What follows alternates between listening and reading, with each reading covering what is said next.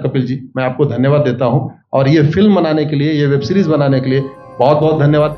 कहां का सत्यमेव जयते, कहां का सत्यमेव जयते, कहां का सत्यमेव जयते।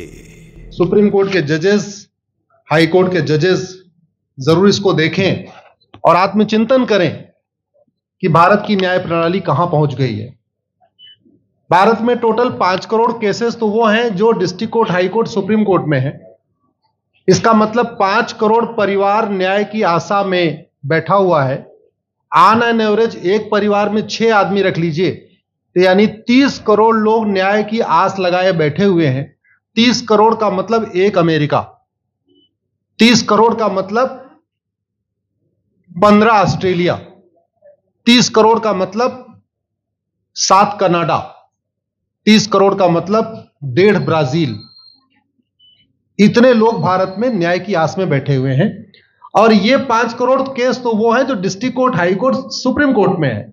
इसके पैरेलल हमारे देश में एक और जुडिशियल सिस्टम है, उसको कहते हैं तहसीलदार, एसडीएम, एडीएम, डीएम, कमिश्नर, जहां पे चकबंदी के मुकदमे चलते हैं। वो इस 5 करोड़ में काउंटेड नहीं है।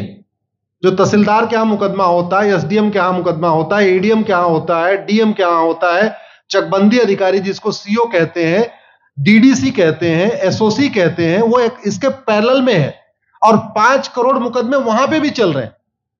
इसका मैं लाइव एग्जांपल देना चाहूंगा भारत की ब्लैक जस्टिस सिस्टम का। 1985 में जौनपुर में एक 10 बीघे जमीन का मुकदमा शुरू हुआ था। अभी वो सबसे नीचे पायदान पे है, जिसको कहते हैं चकबंदी अधिकारी। 1985 में मुकदमा शुरू हुआ, 2023 आ गया, लगभग 37 साल बीत चुके। 37 साल में यह नहीं तय हो पाया कि असली विल कौन सी है। 2 लोगों ने क्लेम किया, वो कह रहे हैं मुझे विल मिली है, वो कह रहे हैं मुझे विल मिली है। 37 साल में यह नहीं डिसाइड हो पाया असली विल किसकी है।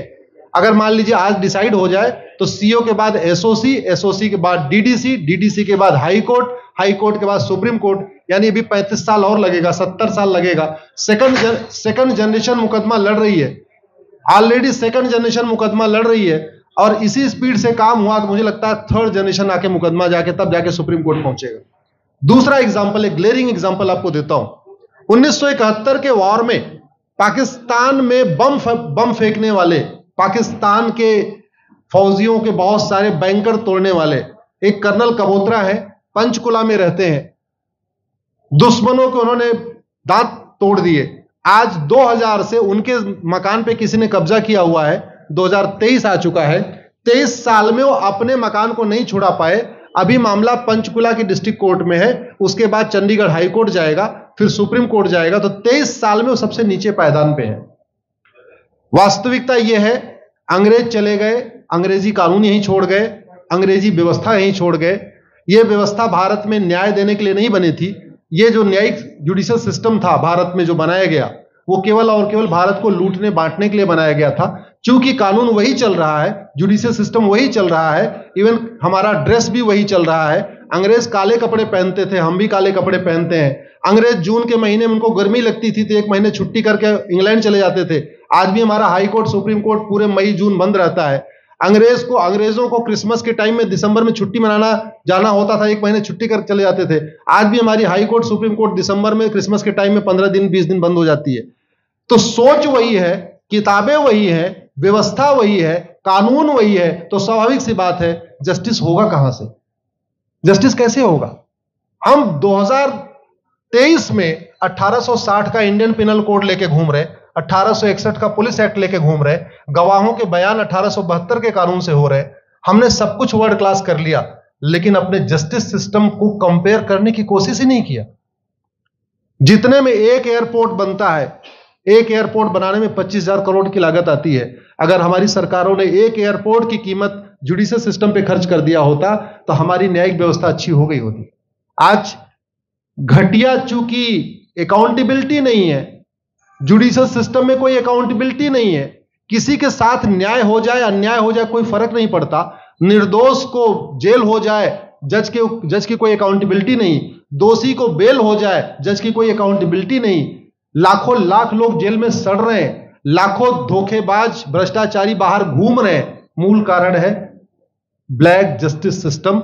आपने बहुत अच्छा आपने इस पे वेब सीरीज बनाया है, और इस देश में world class airport, world class highway, world class shopping mall, सब कुछ वर्ल्ड क्लास बना लिया।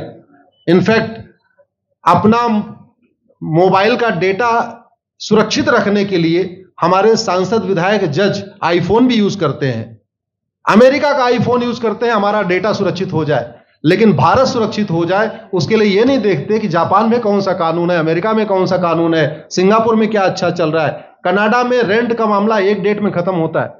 सिंगापुर में अभी कुछ दिन पहले एक व्यक्ति के पास 900 ग्राम गांजा पाया गया, उसको फांसी हुई है।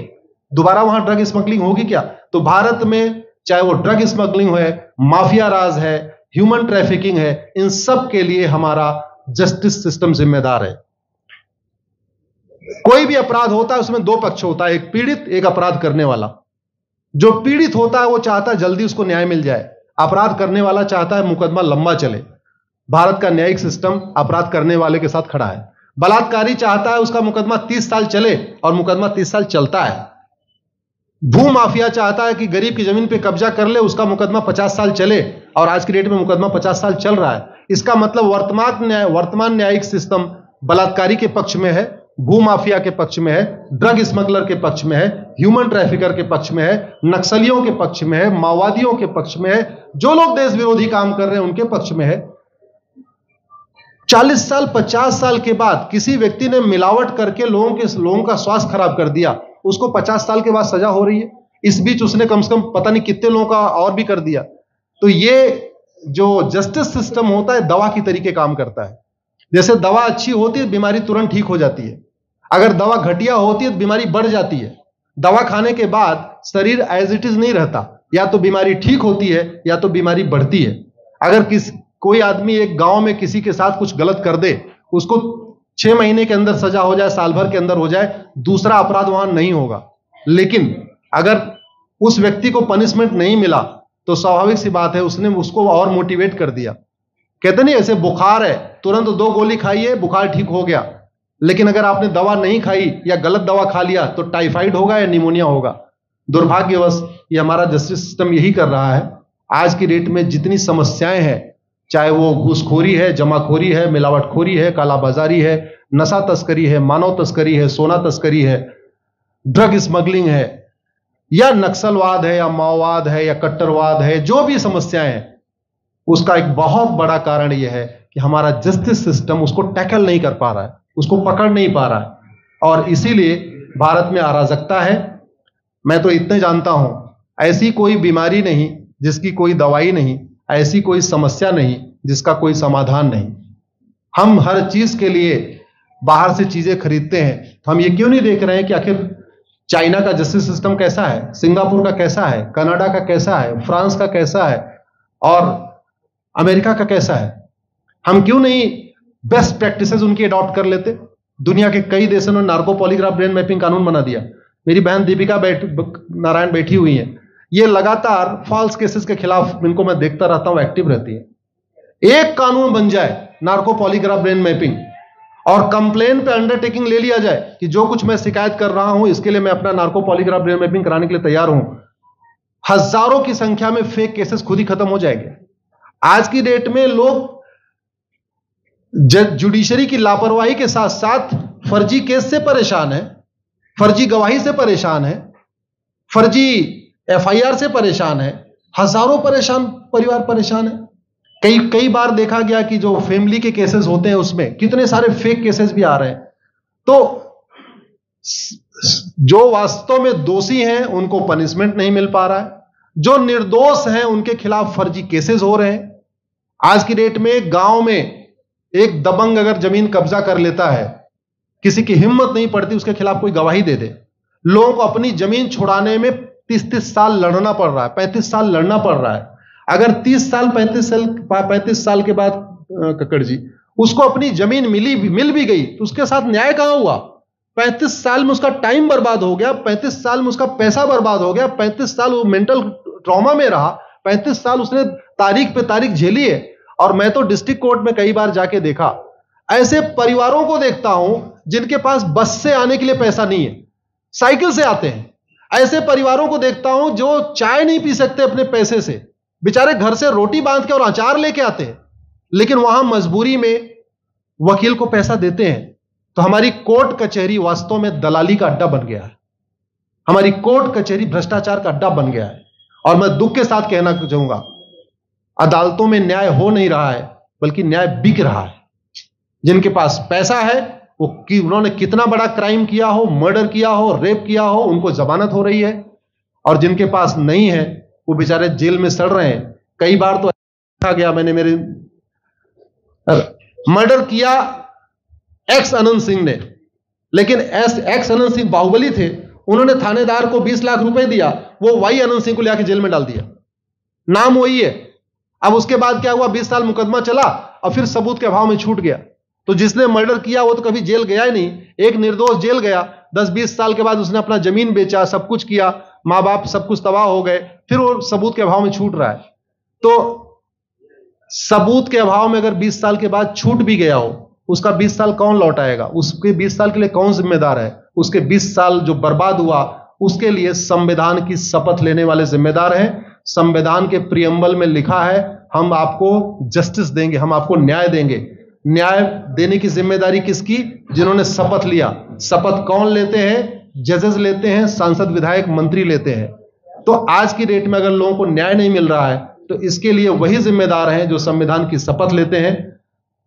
संविधान की शपथ लेने वालों को वेतन, भत्ता, गाड़ी, बंगला इसीलिए मिलता है कि लोगों को न्याय मिल सके, फास्ट जस्टिस मिले, कंप्लीट जस्टिस मिले। अनफॉर्चुनेटली कंप्लीट जस्टिस मिलने में तो 50-60 साल लग जाता है, फास्ट जस्टिस तो सपना हो गया है। इसलिए आज आपने जो ये वेब सीरीज बनाई है, मैं आपको धन्यवाद देता हूं। एक ऐसे विषय पे जिस पे कोई टच नहीं करता, लेकिन जिससे करोड़ों लोग पीड़ित हैं। मैंने कहा ना, 5 करोड़ लोग सीधे district court, high court, supreme court के केसेस से पीड़ित हैं, और 5 करोड़ मुकदमे एसओसी, डीडीसी, तहसीलदार के यहां चल रहा है। तो अगर 5 करोड़ से 30 करोड़ लोग इधर पीड़ित हैं, तो उधर भी पीड़ित है। वास्तव में बहुत बड़ी संख्या भारत में इसी से पीड़ित है। और अपराध, भ्रष्टाचार और जितनी भी अराजकता चल रही है, उसका मूल कारण भी यही है। जस्टिस सिस्टम अच्छा हो जाए, कानून सख्त हो जाए, कानून का खौफ पैदा हो जाए, न्यायपालिका का खौफ पैदा हो जाए, और ये थाने जो दलाली के अड्डे बन गए हैं, तहसील जो दलाली का अड्डा बन गया है, डिस्ट्रिक्ट कोर्ट जो कमीशन खोरी का अड्डा बन गया है, अगर इस पे कंट्रोल हो जाए तो वास्तव में भारत में फिर से राम राज्य आ सकता है।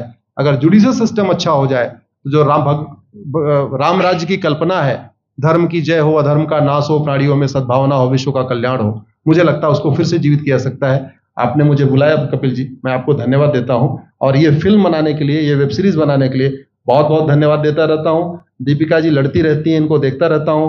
बहन नेहा जी आई हैं, ये अपने गानों से मुझे लगता है बहुत अच्छा आप लिखती हैं। और इसी तरीके से कड़वा सच आप लिखते रहिए, कड़वा सच गाते रहिए। लोग आज की डेट में, यंग जनरेशन कड़वा सच सुनना चाहती है। मीठे झूठ ने इस देश में शुगर, डायबिटीज पैदा कर दिया। भारत केवल लोग डायबिटीज से नहीं पीड़ित हैं, बल्कि हमारी व्यवस्था को डायबिटीज हो चुका है। और उस डायबिटीज को दूर करने के लिए नेहा राठौर जैसी बहनें जो सही बात कह रही हैं, दीपिका जी सही बात कह रही हैं, आप लोग जो है बहुत अच्छा काम कर रहे हैं। और आपने, कक्कड़ साहब, आपने बनाया वेब सीरीज, आपको विशेष आभार, धन्यवाद देता हूं। यही निवेदन करता हूं, इस वेब सीरीज को ज्यादा से ज्यादा देखें।